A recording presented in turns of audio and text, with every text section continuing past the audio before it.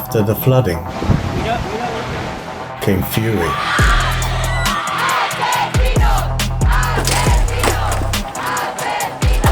Many Valencians are angry at the handling of the disaster and the subsequent recovery operation. 130,000 protested in the streets, demanding that regional leader Carlos Mazón resign and even be sent to prison for his role in the tragedy. The death count from the devastating flash flooding in the region has risen to 214, as rescue workers continue to search for dozens of missing people in waterways and fields and on the beaches south of Valencia. But who, apart from extreme weather, is to blame? People from Paiporta, a working-class town that bore the brunt of the disaster, vented their rage when the King and Queen of Spain visited 5 days after disaster struck. The mud left by the flood flew through the air amid angry screams of "You knew and you did nothing."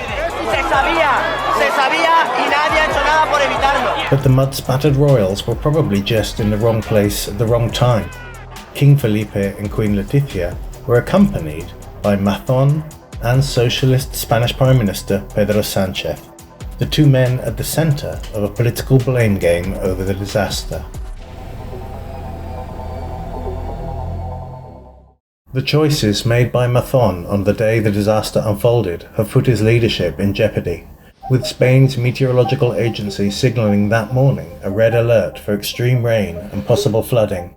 He found time to pick up a prize for sustainable tourism, suggest wrongly that the storm was heading towards central Spain, had a 3-hour lunch with a journalist, and only joined his government's crisis committee at 7:30 p.m. By then, flooding was already widespread. People, many already engaged in frantic bids to survive raging torrents and flooding up to 3 meters in places, received a mobile phone alert from Valencia's authorities at 8:11 p.m.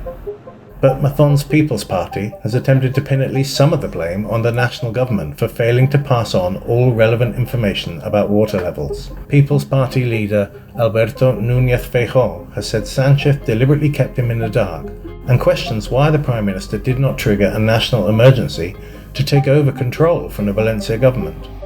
Sánchez and his ministers insist they were available at all times. España entera llora con todos y con todas vosotros.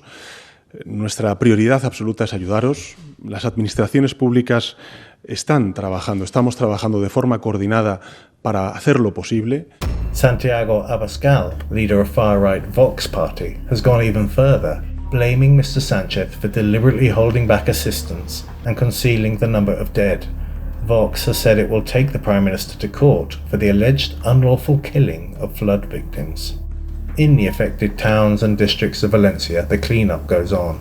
Spain's government has promised 14.3 billion euros to rebuild and compensate for losses of income and property. But there is still anger, and fear too, as more rainstorms are expected, with debris still blocking some waterways and drains packed solid with clayey mud.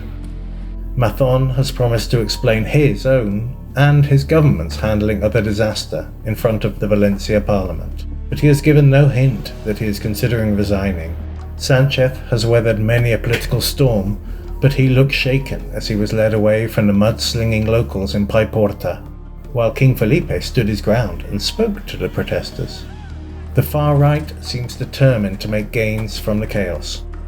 A feature of the disaster's aftermath has been the spread of fake news about hidden death tolls and NGOs keeping donations to themselves. Only the people help the people was the message on many placards at the weekend demonstration. After the flood, a new landscape may emerge,